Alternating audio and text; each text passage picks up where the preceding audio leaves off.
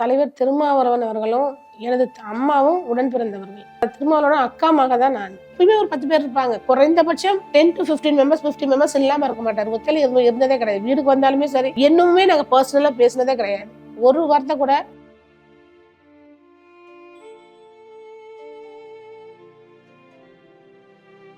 அம்மா என்ன சொல்லியிருக்காங்க அவரை குறித்து? அம்மாவுக்கு வந்து எல்லாமே உலகமே தலைவர் தான். அவங்க வந்து அவங்களோட லவ்விங் பாண்டெல்லாம் நம்மளால இருக்க முடியாது. அவங்க அக்கா தம்பி இவளுக்கு உள்ளான ஒரு இந்த லவ் பாண்டெல்லாம் மித்த மாதிரி இருப்பாங்கன்னு கூட தெரியாது. நான் வந்து பான்மதி என்ற வான்மதி, என் தம்பி வச்ச பேர். என் தம்பி எல்லாத்துக்கும் தமிழ் பேர் மாற்றினார். அவர் கொடியாக வாழணும். தம்பின்னா எனக்கு ரொம்ப ரொம்ப பிடிக்கும். ரொம்ப பிடிக்கும். ரொம்ப எனக்கு அதிக பாசம். டைம் ஆஃப் எங்க அப்பா இறக்கும் போது நாங்களாம் ரொம்ப சின்ன பிள்ளைங்க இருந்தது. அவர் தான் உங்களை வளர்த்தது. ஆமா, எல்லாருமே படிக்க வச்சது அவர் தான். மருமகள்ல கிட்டத்தட்ட மகள் மாதிரி. ஆமா, அக்கா மகள் வந்து அவர் மக தான். அக்கா மகளா இருந்ததை விட அவர் பெத்த பிள்ளை மாதிரி தான். இது வரைக்கும் அவர்கிட்ட நான் கேட்டது எதுவுமே நான் கேட்டதில்லை. எனக்கு இது வாங்கி கொடுங்க மாமா, அது வாங்கி கொடுங்க மாமா. எவ்வளவு பொசிஷன்ல இருக்காரு, என்னவோ வேலைக்கெல்லாம் போயிருக்கலாம், நிறைய நான் குவாலிஃபிகேஷன் இருக்கு. எதுவுமே நான் கேட்டதே இல்லை. ஏன் கேட்டதில்லை? ஏன்னா அவருக்கு அது பிடிக்காது. எதுவும் ரெக்கமெண்டேஷன்ல போக கூடாது. உன்னால முடியுமா, எலிஜிபிலிட்டியா இருந்தா அது உனக்கு கிடைக்கும். நான் போய் உனக்காக ரெக்கமெண்ட் பண்ண மாட்டேன். உங்க கணவர் அவர் வந்து இந்த பேட்டிக்கு வர்றதுக்கு நான் அவர் தான் தொடர்பு கொள்ள முயற்சி பண்ணேன். அவர் வந்து வேட்பாளர் குறித்து சொல்லும் பொழுது என் வைஃப் தாங்க அப்படின்னு அவர் கிளைம் பண்ணிக்கல. ஒரு பெண்களோட வளர்ச்சிக்கு பின்னாடியும் ஆண்கள் இருக்காங்கன்னா அது என் வீட்டுக்காரர் எனக்கு பின்னாடி கம்பல்சரி இருக்காரு. 2026 சட்டமன்ற எலெக்ஷன்ல வந்து வேட்புமனு வாங்குற பொழுது தலைவர்கிட்ட வந்து எனது சார்பாக வந்து நான் வந்து மனு கட்டலை. நான் வந்து எனக்கு சீட் வேணும்னு சொல்லி நான் கேட்கல. எனது மனைவிக்கு நான் சொல்லி கேட்டேன்.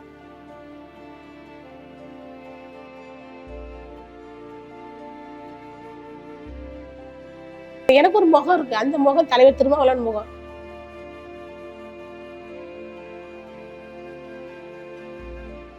என்ன நம்பி இந்த குவாலிஃபைட் பர்சன் நினைச்சுதான் எனக்கு கொடுத்துருக்காங்க. அப்போ அவருடைய நம்பிக்கையை நான் வீணடிக்க மாட்டேன். அதுக்குண்டான எஃபர்ட் எவ்வளவு போட முடியுமோ அவர் வந்து மண்பானை கையில கொடுத்துருக்காரு. இந்த மண்பானையை பொன்பானையா மாத்தணும், அதுதான் என்னோட இன்டென்ஷனா நினைச்சு நான் வேலை பார்த்துட்டு இருக்கேன். இப்போ ஒரு பெண்ணை வந்து இவ்வளவு ஒரு ஆண்கள் ஆணாதிக்கம் நிறைந்த ஒரு பகுதியில ஒரு பெண்ணை வந்து வேட்பாளராக நிறுத்திருக்காங்கன்னா இதுக்கெல்லாம் முதல் காரணம் தந்தை பெரியார், புரட்சியாளர் அம்பேத்கர், கர்ம வீரர் காமராஜர், கலைஞர், திருமாவளவன் இல்லாம இந்த பெண்ணை வந்து அங்கீகரிக்க மாட்டாங்கிறத நான் நல்லா புரிஞ்சிருக்கேன் சார்.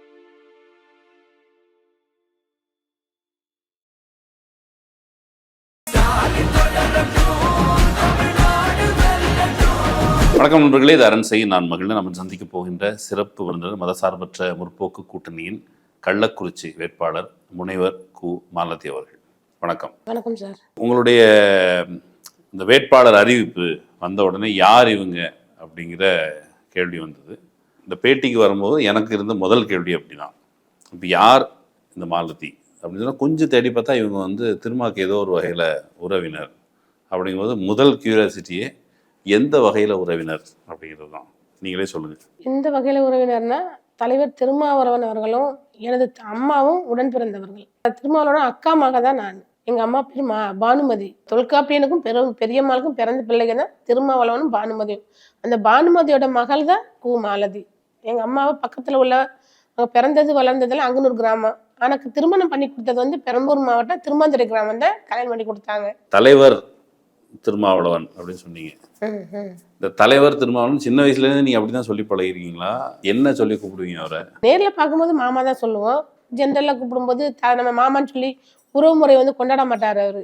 ஏன்னா உறவு முறையை வந்து அவருக்கு அந்த அளவுக்கு இது பண்ண வைக்க மாட்டாரு. எல்லாரும் நம்ம தம்பிகள் அனைவரும் நம்ம எல்லாருமே உடன் பிறந்தவர்கள் மாதிரி தான் நினைப்பாரு. அதெல்லாம் மாமான்னு சொல்லி அந்த உறவு முறையை வந்து நாங்க யாருமே அவர் வந்து இது பண்ணது இல்லை. உன்னை எல்லாரும் அண்ணன் சொல்லி சொல்லுவாங்க, நம்ம தலைவரும் சொல்லுவாங்க, அவ்வளவுதான். சின்ன வயசுல இருந்து நீங்க பார்த்து ஒரு பிம்பம் இருக்கும்ல, நீ சின்ன வயசுல இருந்து அவர் பார்த்து பழகின பிம்பம் என்ன? எப்பொழுதுமே அவர் வந்து ஒரு சென்சிட்டிவாவே இருப்பார். என்னன்னா நாங்க பார்த்த வரைக்குமே அவர் வந்து அதிகமான போலீஸ் தொல்லை இருக்கும். எங்கேயாவது ஓடி ஒளிஞ்சுக்கிட்டே தான் இருப்பாரு. இங்க போலீஸ் தொல்லை இருக்கு, அங்க போலீஸ் தொல்லை இருக்கு, அங்க போலீஸ். இந்த மாதிரி ஒரு காலகட்டம் வீட்டுக்கு வரும்போதெல்லாம் மதுரையில இருந்து வீட்டுக்கு வருவாங்க. வரும்போதெல்லாமே ஏதாவது ஒரு நமக்கு ஒரு சிவரியாவே இருக்கும். என்னன்னா எப்போ வீட்டுக்கு வருவாங்க, வந்து கொஞ்ச நேரத்துல போலீஸ் அடுத்து வருவாங்க. என்னன்னா தலைவர் திருமாவளவன் வந்திருக்காரா, அவங்க தம்பி வந்திருக்காரு, தேடி வருவாங்க. அப்ப இந்த மாதிரி ஒரு நம்மள நீங்க ஒரு சிறு பிராயத்துல இருந்திருப்பீங்களா? உங்களுக்கு இதெல்லாம் பார்க்கும்போது அதிர்ச்சியா இருந்திருக்கா? ஆமா அந்த டயத்துல வந்து அந்த அந்த ஒரு பயமே போலீஸ் அதிகமான தொல்லை கொடுக்கும்போது அந்த ஒரு பயமே நமக்கு சின்ன வயசுல அந்த மனசுல வந்து ஒரு மாமா வந்து எப்போதுமே வந்து போலீஸ் தேடிட்டே இருக்காங்களே அப்படின்ற ஒரு பயம்தான். உங்களுக்கு வீட்டுக்கு வரும்போது ஏதாவது முட்டாய், பண்டம் அதெல்லாம் எதுவும் வாங்கிட்டு அதெல்லாம் அந்த மாதிரியான இதெல்லாம் அவருக்கு சின்ன வயசுல அந்த மாதிரி இதெல்லாம் பழகுனது இல்லை. அவரு அந்த மாதிரிலாம் ஒரு வாங்கி வந்து கொடுத்ததில்லை. ஏன்னா அவர் எப்போதுமே ஒரு இதாவே இருப்பார், ஒரு கவலையிலே இருப்பாரு. அந்த மாதிரியான உறவு முறைகளை அவர் கொண்டாட மாட்டாரு. அது மாதிரி வந்த போது ஒரு ரிலேட்டிவ்ஸ் வாங்கிட்டு வரும் அப்படின்ற அந்த மாதிரி எண்ணத்துல. பட் ஆனால் அவர் ரொம்ப எமோஷனலான பர்சன் தானே. எனக்கு நான் புரிந்து கொண்டவரை நல்ல எமோஷனலான பர்சன். அவர் சென்டிமெண்ட்லாம் இல்லாத பர்சன் கிடையாது.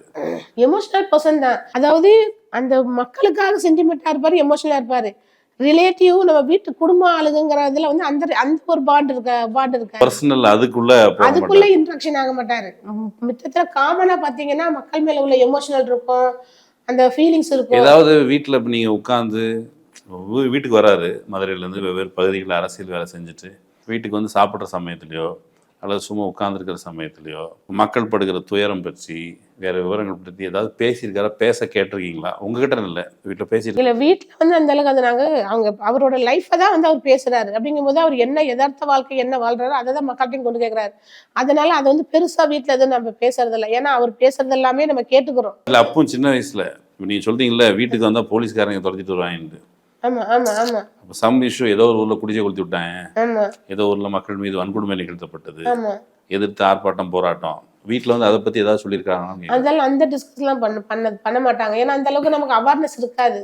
ஏன்னா எங்களுக்கு தெரியாது அவர் இந்த மாதிரியான வாழ்க்கை வாழ்ந்துட்டு இருக்காருங்கிறது எங்களுக்கு தெரியாது. 95 அந்த மாதிரி ரேஞ்சில் தான் அவர் வந்து அரசியல் வாழ்க்கையில ஈடுபட்டு எங்களுக்கு தெரியும். உங்கள்கிட்ட அம்பேத்கர் குறித்து இப்போ சமூக தலைவர்கள் குறித்து உங்கள்கிட்ட பேசியிருக்கிறாரா? பேசுவார். அது வந்து எல்லாருமே இருக்கும்போது பேசுவாங்க. அம்பேத்கர் என்ன பண்ணியிருக்காரு, பெரியார் என்ன பண்ணியிருக்காரு, கலைஞர் என்ன பண்ணியிருக்காரு, பொதுவாக பேசுவாங்க. நார்மலாக பேசும்போது நம்ம நமக்குன்னு தனிப்பட்ட முறையில் அவர் கிளாஸ் எடுத்தது கிடையாது. எந்தவித கைடனும் கொடுக்க மாட்டார். ஏன்னா நம்ம அவர் கூட இன்ட்ராக்ஷனே இருக்காது. தலைவர் கூட நாங்கள் இது வரைக்கும் குடும்பத்து ஆட்கள் யாருமே இன்ட்ராக்ஷன் பண்ணவே மாட்டோம். அவர் எதுவும் டிஸ்கஸ் பண்ணிக்கிற மாட்டார். அதனால நமக்கு அதை பற்றி தெரியாது. அவர் வந்து என்ன வெளியில் அவுட்புட் கொடுக்குறாரோ அதை நமக்கு ஓ மாமா இதுதானா அப்படின்னு சொல்லி நாங்கள் அது ஆச்சரியமாக பார்த்த விஷயங்கள்லாம் உண்டு. இப்போ வெளியில் அவரை பார்த்தீங்கன்னா ஒரு நீங்கள் அரசியல் உலகத்தில் ஒரு பெரிய மதிப்புமிக்க தலைவர், பயங்கரமான ஒரு ஸ்டார் வேல்யூ உண்டு. அவர் இறங்கி ஒரு இடத்துக்கு போனால் அவர் தனியாலும் போக முடியாது. அவர் போகும்பொழுது கூட்டம் வந்து அப்படி மொய்க்கும். இப்போ வீட்டுக்குள்ளே ஒரு மக்களுக்காக வேலை பார்க்குறாரு அப்படிங்கிற முறையில் ஒரு ஸ்டார். உங்களுக்கு அதை குறித்து என்னைக்காவது பெருமித உணர்வு அப்படி இருந்திருக்கு? ஆமா, நம்ம மாமா வந்து அதாவது 24 மணி நேரமும் ஜனங்க வந்து சுத்திக்கிட்டே இருக்காங்கன்னா அது ஒரு பெருமை தானே. ஏன்னா அந்த மக்களுக்கு செல்வாக்கு பெறுறதுங்கிறது பெரிய விஷயம். அவ்வளவு சீக்கிரம் மக்கள் யாரும் நம்ப மாட்டாங்க. அப்படி இவ்வளவு தூரம் மக்கள் நம்பியிருக்காங்கன்னா இவர் எந்த அளவுக்கு உண்மையா இருக்காரு, மக்களுக்கு எந்த அளவுக்கு உண்மையா இருக்காரு, எவ்வளவு உழைக்கிறாரு. 24/7 உழைக்கிறது வந்து தலைவர் மாத்திரம் தான். எப்பயுமே ஒரு 10 பேர் இருப்பாங்க. குறைந்தபட்சம் 10 to 15 மெம்பர்ஸ் 50 மெம்பர்ஸ் இல்லாம இருக்க மாட்டார். ஒத்தையில இருந்ததே கிடையாது. வீட்டுக்கு வந்தாலுமே சரி, இன்னுமே நாங்க பர்சனலா பேசினதே கிடையாது. ஒரு வார்த்தை கூட குடும்பத்தை பத்தியோ நம்ம பர்சனல் லைஃப் பத்தியோ இந்த மாதிரிலாம் இருங்க அந்த மாதிரிலாம் இருங்க, இவங்க இப்படி இவங்கள்ட்ட இப்படி பழகணும், அவங்க அந்த மாதிரி பழகணும் எங்கள்கிட்ட டிஸ்கஸ் பண்ணது கிடையாது. எங்களுக்கு எந்த விதமான கைட்லைனுமே கிடையாது. அவர் என்ன இது பண்ணாலும் அதை ஃபாலோ பண்ணி போவோம், அவ்வளவுதான். அம்மா என்ன சொல்லியிருக்காங்க அவர் குறித்து? அம்மாவுக்கு வந்து எல்லாமே உலகமே தலைவர் தான். அவங்க வந்து அவங்களோட லவ்விங் பாண்டெல்லாம் நம்மளால இருக்க முடியாது. அவங்க அக்கா தம்பி உள்ளான ஒரு அந்த லவ் பாண்டெல்லாம் மித்த மாதிரி இருப்பாங்கன்னு கூட தெரியாது. நான் வந்து பான்மதி என்ற வான்மதி என் தம்பி வச்ச பேர். என் தம்பி எல்லாத்துக்கும் தமிழ் பேர் மாற்றினார். அவர் கொடியாக வாழணும். தம்பின்னா எனக்கு ரொம்ப ரொம்ப பிடிக்கும், ரொம்ப பிடிக்கும். ரொம்ப எனக்கு அதிக பாசம். வசதி வாய்ப்புகள் வந்தா வேணா அந்த மாதிரி ரொம்ப லவ்விங்கா காட்டிக்கிடுவாங்க, இது பண்ணிக்கிடுவாங்க. இல்லாத ஏழப்பட்ட குடும்பத்துல பிறந்திருக்கும் போதே அவ்வளவு லவ் பாண்டா இருந்திருக்காங்க. அது அப்படியே கண்டினியூ ஆனதுதான். எங்க அம்மா வந்து எங்க அப்பா இறந்தாங்க 93ல எங்க அப்பா இறந்தாங்க. அந்த டைம் ஆஃப் எங்க அப்பா இறக்கும் போது நாங்களாம் ரொம்ப சின்ன பிள்ளைங்க. அப்போ அந்த நம்ம அக்கா மாமா இறந்துட்டாங்க, இனி அக்கா எப்படி பிள்ளைகளை காப்பாத்தோம் அப்படின்னு நினைச்சிட்டு எங்க அம்மா அப்படியே கொத்தாளிட்டு போனாரு. அதுக்கப்புறம் தான் அவர் தான் எங்களை எல்லாமே வளர்த்தது. 93க்கு பிறகுதான் அவங்க கூட இன்ட்ராக்ஷன் ஆகிற மாதிரி இருந்தது. அவர் தான் அவரை வளர்த்தது. ஆமா, எல்லாருமே படிக்க வச்சது அவர் தான். எல்லாமே A to Z வந்து அவங்க தலைவர் தான். எங்க அம்மா கூட அந்த அளவுக்கு இது இல்லை, தலைவர் தான். தலைவருக்கு முன்னாடி எங்க பாட்டி வந்து வளர்த்தாங்க. ஒரு குறிப்பிட்ட அப்ப ஸ்டேஜ். நீங்க வந்து மருமகள்ல கிட்டத்தட்ட மகள் மாதிரி. ஆமா, அக்கா மகள் வந்து அவர் மக தான். அவர் மக தான். அக்கா மகளா இருந்ததை விட அவர் பெத்த பிள்ளை மாதிரி தான். என் தம்பியும் எங்க அண்ணனுமே அப்படிதான். அவரு 3 பேருமே அவர் பிள்ளை மாதிரி தான். எங்க அம்மா கூட நாங்க பிள்ளை இல்லை, அவர் பிள்ளைகளை மாதிரி தான் எங்களை படிக்க வைக்கிறது, வளர்த்தது எல்லாமே A to Z எல்லாமே அவர் பண்ணினது தான். ஒரு மேடையில பேசும் பொழுது தன்னுடைய தாய் வலியுறுத்தியதா திரும்ப சொல்லுவார். சொல்லும் பொழுது, டேய் உன்னை பார்த்துக்கடா, உனக்குன்னு ஒரு குடும்பம் வேணும், வந்து பார்க்குற எல்லாருமே வந்து எல்லா நேரத்துலையும் அவங்க கூட இருக்க மாட்டாங்க அப்படின்னு அவங்க வருத்தத்தோட சொல்கிறத இப்போ எங்கள் அம்மாவுக்காக நான் அதை பண்ணியிருக்கலாம், பட் ஆனால் எனக்கு வேறு வேலை இருக்குது அப்படிங்கிற மாதிரி. அந்த அம்மாவும் கூட ஐ மீன் பானுமதி அம்மா அவங்களும் கூட ரொம்ப நாள் வருத்தப்பட்டாங்க. ஆமா, அவங்க இப்போ தவறுறதுக்கு முன்னால் கடைசியில் உங்ககிட்ட தலைவர் குறித்தோ திருமா குறித்தோ அல்லது கட்சி குறித்தோ ஏதாவது அவங்கள்ட்ட சொன்னாங்களா? அவங்கள்ட்ட பரிதவிப்பு அம்மா என்ன சொல்லுவாங்கன்னா, கல்யாணம் பண்ண சொல்லுவாங்க. சரி, ஒரு டயத்துல கல்யாணம் பண்ணல அப்படின்னா நீங்க தான் பாத்துக்கிறணும். என் தம்பி வந்து உங்களுக்காகவே இருந்துட்டாருன்னு சொல்லி எங்க அம்மா, நீங்க மாமாவுக்கு முக்கியத்துவம் கொடுக்கணும், மாமாவை நல்லா பாத்துக்கிறணும், என் தம்பியை வந்து ஏமாத்தக்கூடாது, என் தம்பிக்கு வந்து எல்லாம் உறுதுணையா இருக்கணும், ஏன்னா கல்யாணம் பண்ணாமே இருக்காரு. அவர் நல்லா சாப்பிடணும், பாசத்தோட போய் செய்வேன்.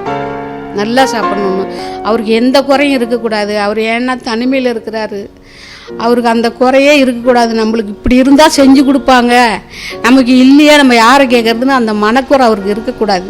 அந்த முன்னாடி உள்ள காலங்கள கல்யாணம் பண்ணுவார் நினைச்சிட்டே இருந்தோம். ஒரு சர்டன் பீரியட்ல வந்து அவர் கல்யாணம் பண்ண மாட்டாருங்கிறது எங்களுக்கு தெரிஞ்சிருச்சு. ஆனா எங்க பாட்டிக்கு இன்ன வரைக்கும் கல்யாணம் பண்ண சொல்றாங்க, அது வேற விஷயம். ஒரு சர்டன் பீரியட்ல எங்க அம்மாவுக்கு தெரிஞ்சிச்சு தம்பிக்கு கல்யாணம் பண்ண மாட்டாரு, என் தம்பி கல்யாணம் பண்ணியிருந்தா அவங்க பிள்ளை பின்னாடி பாத்துக்குருவாங்க, கல்யாணம் பண்ணல அப்படின்னா நீங்க தான் பாத்துக்கிறணும், நீங்க தான் பிள்ளை, அவருக்கு நமக்காகவே ஒரு வாழ்வை அனுப்பிச்சாரு, அதனால நீங்க வந்து பிள்ளைய பாத்துக்கணும். என் தம்பியே எந்த விதமான ஒரு மனக்கசப்புக்கும் உண்டாக கூடாது. என் தம்பி வந்து என் தம்பி வந்து ஏமாத்தனா, என் தம்பி வந்து இல்ல, அதாவது அவர் மனம் கஷ்டப்படுற மாதிரி எந்த வார்த்தை சொன்னா கூட அது நமக்கு வந்து தாங்காது. எங்க அம்மா தாங்க மாட்டாங்க. அதனால நீங்க எல்லாருமே என் தம்பியை பாத்துக்கணும், அவர் தான் உங்களுக்கு உங்க அப்பா மாதிரி இருந்து அவர் தான் காப்பாத்தினாரு, அவருக்கு எந்த விதமான இடைஞ்சலும் பண்ணக்கூடாது, எந்த விதமான ஒரு துரோகம் பண்ணக்கூடாது, என் தம்பி அதுதான் அதுக்கு அதுவே. இந்த புள்ளியில தான் நான் வந்து இந்த அரசியல் உரையாடலுக்குள்ள போறேன். இப்போ வந்து என் தம்பி மனம் நோகும்படி நடந்து கொள்ளக்கூடாது, இது ஒண்ணு. என் தம்பியை வந்து நீங்க தான் பாத்துக்கணும், இந்த 2 விஷயம் இருக்கு இல்லையா? இப்போ இதுல திருமா பொறுத்தளவுக்கு அவருக்கு வந்து அரசியல் தான் வாழ்க்கை, அவர் அதை தான் முழு நேரமாக செஞ்சுட்டு இருக்கிறாரு, அவர் அதை குறித்து தான் யோசிச்சுட்டு இருக்காரு, அதனால அவருக்கு நிறைய உடல் உபாதைகள் இது எல்லாமே பார்க்க முடியுது. அப்படி இருக்க சூழல்ல அவரு தன்னுடைய உழைப்பால் உருவாக்கிய ஒரு கட்சி, அந்த கட்சிக்கு கிடைக்கிற 8 சட்டமன்ற வேட்பாளர்கள் வாய்ப்பு, அதுல ஒரு வாய்ப்பு உங்களுக்கு கிடைக்கும். எந்த அளவுக்கு அது ஒரு முக்கியமான பொறுப்பாக கடமையா? இப்போ வந்து அவருக்கு யாரும் டிக்டேட் பண்ணல, நீ இப்படிலாம் அரசியல் பண்ணுங்க, இந்த பாதையை தேர்ந்தெடுங்க, அவரே சொல்றாங்க. பாஜக சங் பரிவார அமைப்புகள்லாம் அவர் பேசுறதுக்கு ஒத்துக்கிட்டு போனா அவருக்கு வந்து இன்னும் பல்வேறு பதவிகள், நிறைய காசு அதெல்லாம் கூட கிடைக்கலாம். அதெல்லாம் இல்லை, சமரசம் பண்ணிக்க மாட்டேன்னு நிற்கிறாரு. அவரு வந்து இந்த வேட்பாளரை நீ போட்டிடுமான்னு சொல்லும்போது உங்களுக்கு எவ்வளவு கூடுதல் பொறுப்பா உங்களுக்கு தோணுது? எனக்கு வந்து அது வந்து பெரிய ரெஸ்பான்சிபிலிட்டி. அதுக்கு வந்து அவருக்கு, அதாவது நம்மளை எந்த அளவுக்கு நம்பி இந்த பொறுப்பை ஒப்படைச்சிருக்கிறாரோ அந்த அளவுக்கு நம்மளும் ஹார்ட் ஒர்க் பண்ணணும்னு நினைச்சேன். அதாவது இந்த பொறுப்பு அவர்கிட்ட ஒரு அப்ரிசியேஷன் வாங்குறது வந்து சாதாரண விஷயம் இல்லை. அவ்வளவு சீக்கிரம் யாரையும் அப்ரிஷியேட் பண்ண வேண்டிய, நல்லவன் நீ கெட்டவன் யாரையும் வந்து அவர் டிஃபரன்ஷியேட் பண்ணி பார்க்க மாட்டாரு. எதுவா இருந்தாலும் அவர் வந்து உள்ளுக்குள்ள வச்சுக்கிருவாரு. நல்லது, நீ நல்லதையும் செஞ்சா கூட அமைதியா இருப்பாரு, அந்த போய் கெட்டதையும் செஞ்சா கூட அதையும் வாங்கிக்கிருவாரு. எதையுமே எக்ஸ்பிரஸ் பண்ண மாட்டாரு. நீ நல்லவன் நீ கெட்டவங்க எக்ஸ்பிரஸ் பண்ண மாட்டாரு. ஆனா இந்த தேர்தல்ல நான் இது வரைக்கும் அவர்கிட்ட நான் கேட்டது எதுவுமே நான் கேட்டதில்லை. எனக்கு இது வாங்கி கொடுங்க மாமா, அதை வாங்கி கொடுங்க மாமா. எவ்வளவு பொசிஷன்ல இருக்காரு, என்னவோ வேலைக்கெல்லாம் போயிருக்கலாம், நிறைய நான் குவாலிஃபிகேஷன் இருக்கு, எதுவுமே நான் கேட்டதே இல்லை.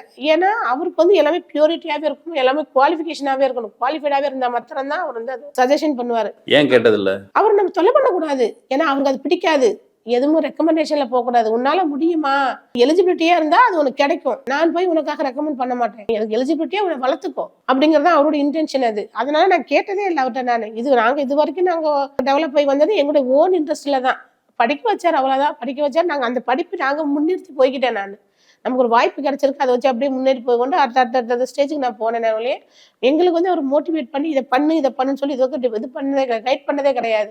அரசியலும் சரி, இந்த தலைவர் நல்லவர், இந்த தலைவர்கிட்ட இப்படி இருக்கணும், அந்த தலைவர்கிட்ட எப்படி இருக்கணும், இவங்ககிட்ட எப்படி பழகணும்னு சொல்லி எந்த விதமான அவர் கோட் பண்ணதே கிடையாது. இப்படி வந்து அவர் மக்கள் அணுகிறாரோ, எப்படி தலைவர்களை வந்து எப்படி ஹேண்டில் பண்றாரோ, இவங்க தலைவர் எப்படி ஹேண்டில் பண்றாங்களோ, அதை நாங்க கண்ணுல பார்த்துதான் நாங்களே தெரிஞ்சுக்கிறோம். ஒரு பொறுப்பான வாய்ப்பு சட்டமன்ற வேட்பாளராக போட்டியிடுவது அப்படிங்கிற பொழுது இந்த பொறுப்பை நீங்க எப்படி ஹேண்டில் பண்ண போறீங்க, என்ன செய்ய போறீங்க? இப்ப அவர் வந்து தன்னுடைய வாழ்நாள் அர்ப்பணிச்சு கண்டிப்பாக யாரும் மறுக்க இயலாத ஒரு கான்ட்ரிபியூஷன் செஞ்சிருக்காரு தமிழ்நாட்டில். பட்டியல் சாதி மக்கள் மத்தியில் அவர் செஞ்ச வேலை இதர பிற்படுத்தப்பட்ட மக்கள் அவங்களுடைய உரிமைகள் சார்ந்த பிரச்சனைகள்லையும் அவர் பேசுனதுங்கிறது தவிர்க்க முடியாத, யாரும் நிராகரிக்க முடியாத கான்ட்ரிபியூஷன். அது வந்து ஒரு பெரிய உயரம். இப்போ உங்களுக்கு சட்டமன்ற வேட்பாளர்னு பொறுப்பு கிடைச்சிருக்கு. என்னெல்லாம் செய்யலான் இருக்கீங்க? என்ன நம்பி இந்த பிள்ளை குவாலிஃபைட் பர்சன் நினைச்சுதான் எனக்கு கொடுத்துருக்காங்க. அப்போ அவருடைய நம்பிக்கையே நான் வீணடிக்க மாட்டேன். அதுக்குண்டான எஃபர்ட் எவ்வளவு போட முடியுமோ அவ்வளவு. எனக்கு இந்த ஃபீல்டு புதுசு தான், இந்த அரசியல் ஃபீல்டு, இந்த கேம்பெயின் பண்ற ஃபீல்டு எல்லாம் வந்து புதுசு தான். ஏன்னா தலைவர் நிக்கிற தொகுதியில போய் கேன்வாஸ் பண்ணுவோம், ஒரு நாளோ 2 நாளோ இல்ல 1 வீக்கே நாங்க கேன்வாஸ் பண்ணுவோம். மித்தபடி இந்த அரசியல் இந்த தேர்தல் பரப்புரைங்கிறது புதிதான ஒன்று தான். ஆனா நம்மளை நம்பி இந்த பொறுப்பு ஒப்படைச்சிருக்கும் போது அதுக்கு உண்டான எஃபர்ட், ஃபுல் எஃபர்ட் நான் போடணும்னு நினைச்சிட்டு இருக்கேன். அதனால இரவு பகல் பாராம நானுமே உழைச்சிட்டு இருக்கேன். டெய்லி 5 மணிக்கு எந்திரிக்கிறது, ஃபுல் ரவுண்ட்ஸ், எதுவுமே எந்த ஒரு காம்ப்ரமைஸுமே கிடையாது. யாரா இருந்தாலும் டக்குனு விழுந்துருவேன். ஏன்னா நமக்கு தேவை, நம்ம நம்பி கொடுத்துருக்காங்க. அப்போ நமக்கு எவ்வளவு எஃபர்ட் போட்டா அவங்ககிட்ட இருந்து நம்ம அவுட் புட்டை வாங்க முடியும். அதுக்காக எதுவா இருந்தாலும் செய்யறதுக்கு நான் ரெடியா இருக்கேன். அவரோட நம்பிக்கையை வீணடிக்க கூடாது. அவர் வந்து மண்பானை கையில கொடுத்துருக்காரு. அந்த மண்பானையை பொன்பானையா மாத்தணும். அதுதான் என்னோட இன்டென்ஷனா நினைச்சு நான் வேலை பார்த்துட்டு இருக்கேன். பொறுப்பா பாத்துக்கணும், பானையை போட்டு உடைச்சிடக்கூடாது. ஆமா. இப்போ இந்த குறிப்பிட்ட தொகுதியை பொறுத்தளவுக்கு மக்கள் என்ன எதிர்பார்க்கறாங்கன்னு நினைக்கிறீங்க? மக்கள் வந்து நிறைய அடிப்படை தேவைகள் மக்களுக்கு முதல்ல வேணும். சாலை வசதி வேணும், தெருவிளக்கு வசதி வேணும், குடிநீர் வந்து நிறைய இடங்கள்ல தண்ணி கொடுப்பாங்க. வீடுகளை குடிச்சா நிறைய டிஃபரன்ஸ் இருக்கும். எனக்கு தொண்டை கட்டதே அதுதான். எல்லா வீடுகளும் தண்ணி கொடுத்தா அந்த வீட்டை நான் வாங்கி குடிச்சிருவேன். அப்ப குடிக்கும் போது நமக்கு நிறைய டிஃபரன்ஸ் தெரியுது. இந்த வீட்டுல தண்ணி நல்லா இருக்கும், அந்த வீட்டுல தண்ணி நல்லா இருக்காது. ஏன்னா அதுதான் அவங்க குடிக்கிறாங்க. இன்னொரு வீட்டுல போனா அது வித்தியாசமா இருக்கும். ஆனா தண்ணி தான், தண்ணி பிரச்சனை ரொம்ப இதுவா இருக்கு. எல்லா ஊர்களையும் டிஃபரன்ஸ் நிறைய. அந்த குடிநீர் வசதி வந்து ரொம்ப கஷ்டமா இருக்கு. சாலை வசதி, தெருவிளக்கு வசதி, குடிநீர் வசதி, அது மாதிரி சாக்கடை வசதி கம்பல்சரி வேணும். எல்லா வீடுகளையும் பாத்தீங்கன்னா, குறிப்பா நம்ம தாழ்த்தப்பட்ட மக்கள் பசிக்கூட பதிகளை பாத்தீங்கன்னா டெய்லி அவங்க எல்லாம் எப்படி இருக்காங்கன்னே கடவுளுக்கு தான் வெளிச்சம். அந்த மக்கள் அனைவரும் அந்த சாக்கடையா தான் வாழ்ந்துட்டு இருக்காங்க. அதனால இந்த அடிப்படை தேவைகளை முதல்ல அவங்களுக்கு பூர்த்தி பண்ணாலே அவங்க சந்தோஷமா இருப்பாங்க. டே டு டே அவங்க லைஃப்ல வந்து ஏற்கனவே இருந்த வேட்பாளர்கள் அவங்களாம் நான் தேர்தல் பரப்புரை போறக்கூடிய இடங்கள்லாம் இன்ன வரைக்கும் நான் செந்தில்குமார்னு ஒரு சார் தான் ஃபர்ஸ்ட்ல இருந்து பரப்பு. எனக்கு இப்போ சிட்டிங் கரண்ட் எம்எல்ஏ அவர் தான் இருந்து பரப்புறாரு. இன்ன வரைக்கும் நாங்க பார்த்ததே இல்லை. எங்களுக்கு இந்த ரோடு வசதி இல்லை, நாங்க ஏன் ஓட்டு போடணும், இங்க பாருங்க இந்த சாக்கல் நாங்க இருக்கோம், நாங்க ஏன் ஓட்டு போடணும், இந்த மாதிரி தான் நம்மகிட்ட கேட்கறேன். நான் என்ன சொல்லியிருக்கேன், இன்ன வரைக்கும் கடந்த 15 வருஷமா 3 பீரியடா அண்ணா திராவிட முன்னேற்ற கழகம் வந்து ஆட்சி செஞ்சிருக்காங்க. இனி வர காலங்களில் சட்டமன்ற உறுப்பினர் என்ன நீங்க ஆக்குறீங்கன்னா நான் உங்களுக்கு வந்து எல்லா அடிப்படை தேவைகளை முதல்ல உங்களுக்கு நான் பூர்த்தி பண்ணு சொல்லி நான் தேர்தல் பரப்புரை சொல்றேன். குடிநீர் வசதி, கழிவுநீர் வடிகால் வசதி முக்கியம், ரொம்ப முக்கியம். ஏன்னா வடிகால் பாத்தீங்கன்னா அனைத்து வீடுகளையும் வீட்டுக்கு முன்னாடி தான் போயிட்டு இருக்கு. அதுலதான் மக்கள் வாழ்ந்துட்டு இருக்காங்க. அதனால அடிப்படை தேவைகளை பூர்த்தி பண்ணணும். ரொம்ப பின்தங்கிய மாவட்டம் இந்த மாவட்டமா இருக்கு. அதாவது தொழிற்சாலைகள் வேணும். ஏன்னா வேலை வாய்ப்பு இல்லை அவங்களுக்கு. யார்கிட்ட வேலை கேட்டாலும் வேலை இல்லை மேடம், ஒரு வேலை வாய்ப்பு வேணும் மேடம். பசங்களை பாத்தீங்கன்னா இளைஞர்கள் நிறைய ஊர்கள் இருக்காங்க. அந்த இளைஞர்கள் அனைவரும் கேட்டா அவங்கள்ட்ட வேலை வாய்ப்பு இல்லை மேடம், நான் டிகிரி படிச்சிருக்கேன், நான் 2 டிகிரி படிச்சிருக்கேன், நான் எம்ஏ படிச்சிருக்கேன், இந்த மாஸ்டர் டிகிரி படிச்சிருக்கேன்னு எல்லா பேரும் சொல்றாங்க. வேலை வாய்ப்பு இல்லை. அந்த வேலை வாய்ப்பை முதல்ல ஏற்படுத்தணும். என்ன பண்ணலாம் நினைக்கிறீங்க? வேலை வாய்ப்பை நிவர்த்தி பண்றது, வேலை வாய்ப்பு நம்ம ஏதாவது தொழிற்சாலைகள் தொடங்கணும்னா இங்க உள்ளூர் மக்களை அதுல வந்து வேலை வாய்ப்புல அமர்த்தணும். அதுதான் மெயின். உங்களுடைய கோரிக்கை வந்து அடுத்து ஒரு வேலை நீங்க இருக்கிற கூட்டணி ஸ்டாலின் தலைமையிலான ஒரு ஆட்சி வந்ததுன்னா நீங்க வந்து இந்த தொகுதிக்கு குறிப்பான தொழிற்சாலைகளை கொண்டு வர்றதுக்கு முயற்சி எடுப்பீங்க. ஆமா ஆமா ஆமா. நீங்கள் பேசிட்டு இருக்கும்போது ஒரு விஷயம் சொன்னீங்க, அது ஒரு முக்கியமான விஷயம் நான் நினைக்கிறேன். எல்லா வீடுகளுக்கும் போகும்போது தண்ணி கொடுப்பாங்க, வாங்கி குடிச்சிருவேன் அப்படின்ட்டு. இப்போ வந்து தண்ணி வந்து எல்லார் வீட்லையும் கொடுக்க மாட்டாங்க அப்படின்னு ஒரு காலம் இருந்தது. தனியாக கொடுக்க மாட்டாங்க, மேலே இருந்து ஊற்றுவாங்க, அந்த காலம்லாம் இருந்தது. ஆமா ஆமா. அதெல்லாம் இப்போ வந்து எல்லா வீடுகளுமே, அதாவது மேல்மட்ட ஜாதியில இருக்கக்கூடிய கீழ்மட்ட ஜாதி இருக்கு, எல்லா வீடுகளுமே தண்ணி கொடுக்கும். மேல்மட்ட ஜாதியில தான் இன்னும் ரொம்பவே தண்ணி கொடுக்குறாங்க. வீடு வரைக்குமே உள்ள கொண்டு போய் வரைக்கும் நமக்கு சால்வை போடுறாங்க, மாலை போடுறாங்க, மரியாதை போடுறாங்க, எல்லா வேலையும் பண்றாங்க. இப்போ இந்த பெரிய மாற்றம் இருக்குல்ல, ஆமா, இது வந்து தனி தொகுதி, வெளிப்படை எல்லாருக்கும் தெரிஞ்சது, எல்லாருக்கும் தெரியும். ஆமா, யாருங்கிறது தெரியும். வெளியே போகும் பொழுது நீங்கள் வீடுகளுக்கு போகும்போது இந்த ஏற்பு ஒன்று வந்துருக்குல்ல, அக்செப்டன்ஸ், எதனால நடந்திருக்குன்னு நினைக்கிறீங்க? ஒரு 10 வருஷத்துக்கு முன்னாடி கிடையாது, 20 வருஷத்துக்கு முன்னாடி கிடையாது, இப்போ அது நடந்திருக்குன்னா நம்ம திராவிட மாடல் ஆட்சி வந்து சமூக நீதி ஆட்சி.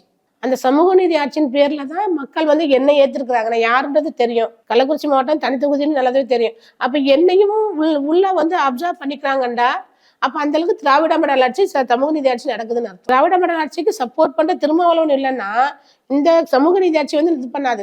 திருமாவளவன் ஏத்திருக்காங்க, அவரோட உழைப்பை வந்து ஏத்திருக்காங்க, இவர் தலைவரை வந்து ஏத்திருக்காங்க. ஏன்னா அவரோட கஷ்டம், அவரோட லைஃப், அவர் தியாக வாழ்க்கை, இதை வந்து அவங்க ஏத்திருந்த மக்கள் வந்து தெரிஞ்சிருக்கு. அதனால தலைவரை ஏத்துக்கிட்டதுனால என்னை ஏத்துக்கிறாங்க. பொதுவா இங்க வந்து கிட்டத்தட்ட 30 விழுக்காட்டுக்கும் மேல, 30 விழுக்காட்டு கிட்ட வந்து மக்கள் வந்து விவசாயம் அது சார்ந்து கரும்பு, நெல், மஞ்சள் இந்த மாதிரி விஷயங்களை சார்ந்து இருக்கிறாங்க. அவங்க தங்களுடைய குறைகளா என்ன சொல்றாங்க, நீங்க அதை எப்படி தீர்த்து வைக்கலாம்னு சொல்றீங்க? நெல்லுக்கு நல்ல விலை கேட்குறாங்க, அது மாதிரி கரும்புக்கும் நிறைய நல்ல விலை கொடுங்க. கரும்பு வந்து நாங்க ரொம்ப கஷ்டப்பட்டு ஒரு வருட பயிர் அது ஒரு வருட பயிரை நான் பயிரிட்டு நாங்கள் அறுவடை பண்ணும்போது ரொம்ப கொள்முதல் வந்து ரொம்ப கம்மியாக இருக்குன்றாங்க. அது மாதிரி நெல்லும் வந்து ஒரு 6 மாத பயிர் குருவை சம்பா அந்த மாதிரி பண்ணும்போது அந்த நெல் கொள்முதல் விலையும் கொஞ்சம் கூட்டி கொடுங்க அப்படின்னு சொல்லி அவங்களோட கோரிக்கையாக இருக்குது. விவசாயிகளோட கோரிக்கை அதுதான் இருக்குது. நெல் கொள்முதல் வந்து நெல் கொள்முதல் விலையை அதிகரிக்கணும். கரும்பு விவசாயிகள் வந்து கரும்புக்கான குண்டான விலை வந்து கூடுதலாக வைக்கணும் தான் அவங்களோட கோரிக்கையாக இருக்குது. இல்லை அவங்க அவங்ககிட்ட அந்த கோரிக்கையை சொல்லும்போது நீ என்ன சொல்லி கன்வின்ஸ் பண்ணீங்க? நான் கன்வின்ஸ் பண்ணது என்ன வந்து உங்களை ஒரு உறுப்பினராக உங்களோட பிரதிநிதியை அனுப்புனீங்கன்னா இந்த கோரிக்கைகள் அங்க வந்து பரிசீலிக்கப்படும் சொல்லியிருக்கேன் நான். இது வரைக்கும் இருந்தது அண்ணா திராவிட முன்னேற்ற கழகத்தின் ஆட்சி வந்து நடந்திருக்காங்க. கடந்த 15 ஆண்டுகளா 3 பீரியடா 15 ஆண்டுகளா அண்ணா திராவிட முன்னேற்ற கழகம் ஆண்டிருக்காங்க. இனி வர காலங்கள்ல திராவிட முன்னேற்ற கழகத்துக்கு ஆதரிங்க, பானச்சின்னத்துக்கு வாக்களிங்க. உங்களோட பிரதிநிதியா உங்களோட கோரிக்கைகள் அனைத்தும் பரிசீலிக்கப்படும். அரசுகிட்ட வந்து நான் வாங்கி தருவேன்னு சொல்லியிருக்கேன். அதை சொல்லித்தான் வாங்கியிருக்கேன். இங்க களத்தை பொறுத்தளவுக்கு எதிர்க்கட்சி வந்து ஒரு வேட்பாளர் நிறுத்தியிருக்குது. எதிர்க்கட்சி இந்த சென்ஸ் பிரதான எதிர்க்கட்சி அதிமுக வந்து ஒரு வேட்பாளர் நிறுத்தியிருக்குது. நீங்க திமுக கூட்டணி சார்பாக நிற்கிற வேட்பாளர். மக்கள் உங்களை ஏன் தேர்ந்தெடுக்கணும்? அதை விட பெட்டர் நீங்க அந்த வேட்பாளர் சாய்ஸை விட நீங்க பெட்டர் அப்படின்னு சொல்றதுக்கு உங்கள்கிட்ட என்ன பாயிண்ட்ஸ் இருக்குது? நான் வந்து ஒரு சிறந்த வழக்கறிஞராக பணிபுரிஞ்சிருக்கேன். ஒரு அரசு வழக்கறிஞராக இருந்திருக்கேன். எனக்கு 15 வருட எக்ஸ்பீரியன்ஸ் இருக்கு. ஸோ சட்ட ரீதியாகவும் மக்களுக்கு வந்து நான் குறைகளை வந்து தீர்க்க முடியும். இலவச சட்ட உதவி மையம் மூலியமா நான் ஏற்கனவே ஆல்ரெடி நான் பண்ணிக்கிட்டு தான் இருக்கேன். சட்ட உதவி மையம் வந்து பண்ணிக்கிட்டு இருக்கேன். அப்போ அந்த பெல்ட்ல இன்னமும் இருந்த தொகுதி மக்களுக்கு சட்ட உதவி மையங்களை ஃப்ரீயாகவும் ஏன்னா இருக்கிற மக்கள் எல்லாம் ஏழை எளிய மக்களுக்கு எல்லாம் அவ்வளவு சீக்கிரம் சட்டங்கள் போய் சேராது. அப்படி இருக்கிற பட்சத்துல இலவச சட்டங்கள் மூலம் மக்களுக்கு வந்து சட்ட விழிப்புணர்வு ஏற்படுத்துவேன். மேலும் வந்து நம்ம வந்து எனக்கு எந்த விதமான அலிகேஷன் கிடையாது. கிரிமினல் அஃபென்ஸ் நமக்கு எதுக்குமே கிடையாது. இந்த வரைக்கும் பியூர் அதாவது ஒரு நல்ல ஒரு குவாலிஃபைட் பர்சனா இருந்தா மாத்திரம்தான் நம்ம கவர்மெண்ட்ல ஒரு கவர்மெண்ட் எம்ப்ளாயி ஆக முடியும். அதுவும் அடிஷனல் கவர்மெண்ட் லீடரா ஆகணும் அப்படின்னா நம்ம எல்லா பேக்ரவுண்டும் பார்ப்போம். இது என்ன கிரிமினல் ஆக்டிவிட்டிஸ் என்ன இருக்கு அப்படின்னு சொல்லி பார்ப்போம். அப்போ இந்த கிரிமினல் ஆக்டிவிட்டிஸ் மாலதின்னு டீட்டெயில் எடுத்தோம்னா ஒரு கிரிமினல் ஆக்டிவிட்டிஸும் கிடையாது. நம்ம யாரும் சீட்டிங் பண்ணல, நம்ம யாருக்கும் லேண்ட் கிராப்பிங் பண்ணல, நம்ம வந்து இம்பர்சனேஷன் பண்ணி நம்ம டாக்குமெண்ட் எதுவும் இது பண்ணல, மக்களோட நிலத்தை அடிச்சு பிடிச்சி வாங்கல, வேற யார்ட்டையும் நம்ம வந்து கட்ட பஞ்சாயத்தோ வேற எந்த விதமான ஆக்டிவிட்டி இல்லீகல் ஆக்டிவிட்டிஸ்ல நம்ம ஈடுபடுறது கிடையாது. அதனால அந்த வேட்பாளரோட நான் வந்து 100% குவாலிஃபைட் பர்சன். நான் அதாவது அடுத்தவங்க மனசு நோகக்கூடாங்கிறத கூட நான் அதுவா இருப்பேன். அந்த அளவுக்கு நான் வந்து ரொம்ப சென்சிட்டிவான பர்சன். நான் இது அவங்களுடைய நீங்க பெஸ்ட் சாய்ஸ் அப்படிங்கிறதுக்கான. ஆமா, நான் எனக்கு வந்து அடுத்தவங்களை ஏமாத்தக்கூடாது, பொய் பேசக்கூடாது, கடமை கண்ணியம் கட்டுப்பாடு இருக்கணும். மக்களுக்கு என்னவோ அதை தேவையானதை செய்யணும். அடுத்தவங்களுக்கு என்ன அவங்களுக்கு எந்த வகையில நம்ம உதவி பண்ண முடியும் அந்த வகையில உதவி பண்ணணும் அவங்களுக்கு. நம்ம அதுதான் அவரோட அதாவது நமக்கு வந்து நான் மேலும் வந்து ஒரு பெண் வேட்பாளர்ங்கிறதுனால ஒரு சிறப்பான ஒரு குடும்பத்தை வந்து நான் என் குடும்பம் மாதிரிதான் என்னோட தொகுதியை நினைப்பேன். எனக்கு என் குடும்பம் வந்து என் புருஷன் முக்கியம். என் பிள்ளைங்க நல்ல வழியில படிக்கணும், நல்ல முறையில படிக்க வச்சிருக்கேன். நான் ஒத்தையில தான் படிக்க வச்சிருக்கேன். அதே மாதிரி என் தொகுதியவும் நான் நல்ல முறையில கையாளணும். ஒரு பெண்கிட்ட வந்து ஒரு ஆட்சி கொடுத்தா எப்படி அவங்க வந்து கொண்டு போவாங்கிறத என் குடும்பத்தின் வழியா தான் நான் சொல்லிக்கிறேன். ஒரு பெண் வேட்பாளராக நிறுத்தப்படும் பொழுது கீழே கிரவுண்ட்ல இருக்கிற பெண்கள் மத்தியில வரவேற்பு எப்படி இருக்கு, என்ன சொல்றாங்க? பெண்கள் மத்தியில நல்ல வரவேற்பு இருக்கு சார். நாங்க பெண்கள்கிட்ட போய் ஓட்டு கேட்கும்போது ஆமாமா எங்க பிரச்சனைன்னு அவங்ககிட்ட சொல்லி நான் கட்டிப்பிடிச்சு நான் சொல்ல முடியும். ஒரு ஆம்பளைகிட்ட போய் நான் சொல்ல முடியுமா தாயி, பெண்களோட பிரச்சனை பெண்களுக்கு தான் தாயி சொல்ல முடியும். அந்த மாதிரியான ஒரு பெண்கள் வரவேற்பு நிறைய இருக்கு சார். அப்படி ஏதாவது உங்களுக்கு உணர்ச்சி வசப்படுற மாதிரி கிரவுண்ட்ல பரப்புரை செஞ்சு எல்லாருமே சொல்றாங்க ஒரு பெண்ணு வந்து வரணுங்கிறது வந்து எங்களோட குறிக்கோளா இருக்கு. ஏன்னா நான் எங்களோட பெண்களோட கஷ்டங்களை தண்ணி குடி தண்ணி வந்து ரொம்ப தூரம் போய் எடுத்துட்டு வருவாங்க. அப்ப அந்த பெண்கள் தான் போய், ஏன்னா ஆண்கள் யாரும் கொண்டு வர மாட்டாங்க. அப்ப அந்த பெண்கள் தான் கொண்டு வருவாங்க. அப்படிங்கும்போது அந்த பெண்ணோட கஷ்டம் உனக்கு பெண்ணுக்கு தானமா தெரியும். நமக்கு என்னென்ன கஷ்டங்கள் இருக்கு வந்து பெண்கிட்ட தானே. எல்லாம் போற இடங்கள் எல்லாம் பெண்கள் தான் சிறப்பான வரவேற்பு கொடுக்குற. ஆண்களை விட பெண்கள் தான் சிறப்பான வரவேற்பு. பெண்கள் அனைவரும் அவ்வளவு சந்தோஷமா இருக்கு. உண்மையாலுமே இவ்வளவு மக்களை சம்பாரிச்சு வச்சிருக்கேன் அவ்வளவு ஒரு சந்தோஷமா இருக்கு. பெண்கள்கிட்ட அவ்வளவு ஒரு விழிப்புணர்வு இருக்கு. ஒரு பெண் வரணும், ஒரு பெண் ஆளுமை வரணுங்கிறத ரொம்ப இன்ட்ரெஸ்டடா இருக்காங்க. ப்ரொஃபஷனலா நீங்க வழக்கறிஞராக இருந்திருக்கிறீங்க. அதுல வந்து சிங்கிள் கிளைண்ட் அவங்களுடைய பிரச்சனை என்ன, கேஸ் டீட்டெயில் என்ன, சார்ஜ் ஷீட்ல என்ன போட்டுக்கிறாங்க, இதெல்லாம் பார்த்துட்டு ஒரு சிங்கிள் கிளைண்ட்டை மட்டும் பார்த்து அவங்களுடைய பிரச்சனைகளை எப்படி தீர்க்கிறது அப்படின்னு தான் நீங்கள் பண்ண வேண்டியது. அரசியலை பொறுத்த மட்டில் மக்கள் இவ்வளோ பெரிய மக்கள் திரள், ஒரு தொகுதிக்கு லட்சக்கணக்கான மக்கள் இருக்காங்கன்னா அவங்க எல்லாரும் பிரச்சனையும் நீங்கள் வந்து குறிப்பான கவனம் கொடுத்து வேலை பார்க்கணும். அப்படின்னா இந்த பார்ட் டைம் இந்த ப்ரொஃபஷன் மாதிரி இல்லை. இதில் வந்து ஒரு ஃபுல் டைம் வேலை. இது 24/7னா உண்மையிலே 24/7 தான். நீங்கள் ஃபுல் டைம் பொலிட்டிஷியனாக தயாராகிட்டீங்களா? இப்போ கிரவுண்டுக்கு போகும்போது சில ஐயோ என்னையா இவ்வளோ கூட்டம் கூட்டமாக வர்றாங்கன்னு சொல்லி பயம் வருதா? தயாராகிட்டீங்களா? இல்லை, நீங்கள் வந்து சிங்கிள் கிளைண்ட் சொன்னீங்க. சிங்கிள் கிளைண்ட் கிடையாது. எனக்கு நான் கிட்டத்தட்ட எப்படி ஒரு 3000க்கு மேலே ஒரு கேசஸ் நான் பார்த்துருக்கேன். நிறைய கிளைண்ட்ஸ் வந்து சிங்கிள் கிளைண்ட் அப்படி சொல்றேன். Single client okay. ஆனால் நான் கிளைண்ட்ஸுமே நிறைய கிளைண்ட்ஸ் பார்த்துருக்கேன். அவங்களுடைய அந்த தேவைகளை நிறைய நான் பூர்த்தி பண்ணியிருக்கேன். அதனால இந்த ஃபீல்டு வந்து எனக்கு வந்து பெருசா தெரியல. ஏன்னா எல்லாருமே அவங்களோட முழு நேர அரசியலா தான் நான் இருக்க போறேன். இது வந்து பார்ட் டைமா முதல்ல பண்ணவும் முடியாது. நம்ம 24/7 பண்ணித்தான் ஆகணும். 365 நாள் ஒர்க் பண்ணித்தான் ஆகணும். ஏன்னா எந்த டயத்துல மக்கள் வந்து அரசாங்கத்துல கூடுதல் வழக்கறிஞர் இருந்தீங்களா? அது என்ன? இப்போ நீங்க ஃபுல் டைமா இதுங்க வந்துட்டீங்கன்னா அது அது நான் ஆல்ரெடி ரிசைன் பண்ணிட்டேன். அடிஷனல் கவர்மெண்ட் ப்ரீடரா இருந்தேன். அது ஆல்ரெடி ரிசைன் பண்ணி ரிசைனேஷன் லெட்டர் வச்சுதான் நான் வந்து மனு தாக்கலே பண்ணேன். அப்பதான் மனு தாக்கல் வந்து அக்செப்டன்ஸ் பண்ணுவாங்க. அதனால நான் வந்து முழு நேர அரசியலா தான் பண்ணணும்னு நினைச்சிட்டு இருக்கேன். 24/7 365 நாளும் அரசியல தான் பண்ணணும். இனி நம்ம சட்டமன்ற உறுப்பினர் ஆன பிறகு நம்ம ஓடி ஒளிய முடியாது. நம்ம எப்போதுமே எனி டைம் வந்து மக்களோட மக்களாக தான் இருக்கணுங்கிற ஒரு தாட்ல நான் இருக்கேன் நான். ஆகவே எங்கேயும் நம்ம பார்ட் டைமா இல்லை அந்த 1 hour அந்த மாதிரி எல்லாம் பண்ணுறதுக்கான வாய்ப்புகளை 365 நாள் 224 மணி நேரம் வேலை பார்த்துட்டு தான் இருக்கணும். நீங்க பேசும்போது சட்டமன்ற உறுப்பினர் ஆன பின்னாடி நம்ம ஓடி ஒழிய முடியாதுன்னு இப்பவே நீங்க மைண்டுக்குள்ள வந்துருச்சு உங்களுக்கு. இப்போ இந்த வேலைன்னு சொன்னா இன்னும் அது வந்து மைண்ட்ல ஃபிக்ஸ் ஆயிடுச்சு. கிரவுண்ட்ல நீங்க மக்களை எப்படி பிரிச்சு வந்து பிரிச்சு பார்க்கறதுனா வேறுபடுத்தி பார்க்கறது மேலே கீழே அப்படி சொல்லலாம். ஒரு செக்ஷன் இளைஞர்கள் இருப்பாங்க, அவங்களுக்குரிய வேலை திட்டம் என்ன, பெண்கள், ஆண்கள், வேலை இல்லாமல் இருக்கணும், படிக்கிற குழந்தைங்க, அவங்களும் டார்கெட்டடாக ஏதாவது வேலை திட்டம் வச்சுருக்கீங்களா? என்ன பண்ணலான்னு? அதாவது பெண்கள் அனைவரும் மேக்ஸிமம் நிறைய இடங்கள்ல போகிற இடங்கள்ல எங்களுக்கு அந்த 100 நாள் வேலை திட்டத்தை கொண்டு வாமா, அதை வச்சு தான் பொழப்பு நடத்தி 100 நாள் வேலை திட்டம் வந்து வேணுன்றாங்க பெண்கள் அனைவரும். அது மாதிரி இளைஞர்கள் அனைவரும் நான் டிகிரி படிச்சிருக்காக்கா ஒரு வேலை இல்லக்கான்றாங்க. பெண்கள் அனைவருமே நிறைய பிள்ளைங்க படிச்சிருக்குதுங்க, படிச்சுட்டு வீட்டில தான் இருக்குதுங்க, சும்மா தான் இருக்குதுங்க. என்னம்மா வேலை செய்வேன், நான் வீட்டில தான் அக்கா இருக்கேன், வீட்டில் வேலை பார்த்து பண்ணிட்டு இருக்கேன். இன்னொன்று என்னன்னாக்கா கள்ளக்குறிச்சி மாவட்டத்தில் இருக்கிற இளைஞர்கள் அனைவரும் குடும்பத்தை விட்டுட்டு பெங்களூர் மாதிரி இடங்கள்ல, சென்னை மாதிரி இடங்கள்ல, இந்த மாதிரி அவுட் ஆஃப் சிட்டில தான் போய் வந்து வேலை பார்த்துட்டு இருக்காங்க. ஏதாவது நல்லது கிட்ட தான் வந்து போறாங்க. அதனால இவங்களும் இடம்பெயர்ந்து போறாங்க. அந்த இடம்பெயர்ந்து போகாம குடும்பத்தோட இருக்கணுங்கிற மாதிரி இங்கேயே தொழிற்சாலைகள் நிறைய கொண்டு வந்து வேலை வாய்ப்புகள் உருவாக்கினா குடும்பத்தோட அவங்க இருக்கிறதுக்கான வாய்ப்புகள் இருக்கு. நிறைய பாத்தீங்கன்னா நிறைய பெங்களூர்ல தான் வேலை பார்த்துருக்கதான் சொல்லுங்க. வீட்டுக்காரங்க எங்கம்மா பெங்களூர்ல இருக்கான், என் மையன் பெங்களூர்ல இருக்கான். இந்த மாதிரியான அதுவும் பெரிய வேலைகள்லாம் கூட ஏதோ கம்பெனில வேலை பார்க்குறோம். அதுதான். அதனால இங்க தொழிற்சாலைகளை உண்டு பண்ணோம்னாக்க இளைஞர்களுக்கு வேலை வாய்ப்பு கிடைக்கும், பெண்களுக்கான வேலை வாய்ப்பு கிடைக்கும். நம்ம வயதான தாய்மார்களுக்கு வந்து 100 நாள் வேலை திட்டம் கொடுத்தா அவங்க அதை வச்சு பொழைச்சிக்கிடுவாங்க. அவ்வளவுதான். இந்த முதல் தலைமுறை வாக்காளர்கள் ஒரு கணிசமான செக்ஷன் வந்து ஒரு நடிகர் தொடங்கி இருக்கிற கட்சிக்கு பின்னால போறாங்க அப்படின்னு ஒரு அபிப்பிராயம் இருக்குது. உங்க தொகுதியில என்ன நீங்க சென்ஸ் பண்றீங்க? அந்த அளவுக்கு நிறைய இடங்கள்ல இல்ல சார். எங்கேயாவது ஒரு ஊருக்குள்ள போனோம்னா ஒரு விசில் இருக்கும், 2 விசில் இருக்கும். மேக்சிமம் அந்த மாதிரி யாரும் இல்லை என்னோட தொகுதியில. அடுத்த தொகுதியில் எப்படி இருக்குன்னு தெரியல. ஏன்னா நான் யாருங்கிறத வந்து பசங்களுக்கு நல்லாவே தெரியுது. அப்பங்கும் போது நமக்கு உண்டான தலைவர் நிறுத்திருக்கிற வேட்பாளருங்கிறதுனால அவங்க புரிஞ்சுக்கிட்டாங்க. அப்ப இளைஞர் இல்லக்கா நான் உங்களுக்கு தாக்கா போடுவேன், நான் இளைஞர் நான் ஃபர்ஸ்ட் ஓட்டு தாக்கா நான் உங்களுக்கு தாக்கா போடுவேன், நான் தலைவர் இருக்காரு தலைவர் பக்கத்தை பார்த்து உங்களுக்கு தாக்கா நான் போடுவேன் அப்படின்னு பசங்க சொல்றாங்க. பசங்க யாருமே நாங்க விசிலுக்கு போடுவோம்னு இது வரைக்கும் சொன்னதே இல்லை. கள்ளக்குறிச்சியை புரிந்து கொள்வது அப்படிங்கிறது வந்து அவங்களுக்கு சாத்தியம் இல்லை. அவங்க வெளியூர்லேருந்து வர்ற வேட்பாளர் இவங்கள தான் அவர் வேட்பாளராக போடணுமான்னா சமூக வலைதளங்களில் ஒரு சிலர் எழுதிட்டு இருந்தாங்க. நீங்கள் என்ன கருதுறீங்க? உங்களால் புரிஞ்சிக்க முடியுதா? கள்ளக்குறிச்சி வந்து எனக்கு வந்து இப்போ புதுசு கிடையாது சார். கள்ளக்குறிச்சி வந்து விழுப்புரம் மாவட்டமாக இருக்கும்போதே எனக்கு கள்ளக்குறிச்சி நல்ல பழக்கம். ஏன்னா விழுப்புரம் மாவட்டத்தில் ஏழுமலை பாலிடெக்னிக்ல தான் நான் படித்தேன். தெய்வானி அம்மாள் உமன்ஸ் காலேஜ் ஹாஸ்டலில் தான் தங்கியிருந்தேன். மேலும் இன்னும் ஒன்று சொல்ல போனால் திருவண்ணாமலையில் இருக்கிற அருணை கம்பன் இன்ஜினியரிங் காலேஜ் தான் நான் பிடெக் ஐடி பண்ணேன். அப்போ அந்த போய் இந்த மாவட்டம் வழியாக தான் போகணும், மாவட்டம் வழியாக தான் வரணும். அது மாதிரி விழுப்புரத்துல இருக்கும்போது நமக்கு விழுப்புரம் மாவட்டமா தான் இருந்துச்சு. அப்போங்கும்போது கள்ளக்குறிச்சி வந்து புதுசு கிடையாது. என்ன சார் எல்லாமே நம்ம மக்கள் தானே சார். அவங்களோட உணர்வுகள் என்னன்னு என்ன புரிஞ்சுக்க நான் வந்து வெளி மாநிலமா இருந்தா தான் நான் புரிஞ்சுக்க முடியாது. நான் தமிழ்நாட்டுக்காரி தான், தமிழச்சி தான். அப்ப ஏன் மக்களோட உணர்வுகளை என்னால எப்படி புரிஞ்சுக்காம இருக்க முடியும்? அதுவும் இல்லாம 40 ஆண்டு காலமா தலைவர் வந்து சுத்தி வராரு. அப்ப அவர் வந்து எனக்கு ஒரு பிரச்சனைடா, எனக்கு ஒரு முகம் இருக்கு. அந்த முகம் தலைவர் திருமாவளவன் முகம். அந்த முகத்தை வச்சு நீ என்ன ரெகனைஸ் பண்ணிக்கலாம், அங்கீகாரம் கொடுத்துக்கலாம். அப்ப நான் வெளியூர்னு நான் நினைக்கவே இல்லை சார். நான் தான் தொழுதூர் பக்கத்துல இருக்கிற தொழுதூர் தான் என்னோட சொந்த ஊர். அங்கதான் வீடு வாசல் தோப்பு தோறெல்லாம் அங்கதான் இருக்கு. அப்போ தொழுதூருக்கும் கள்ளக்குறிச்சிக்கும் பெரிய டிஃபரன்ஸ் இல்லை. என்னோட தொகுதியில இருந்து பாத்தீங்கன்னா 17 கிலோமீட்டர்ஸ் தான் என்னோட வீடு.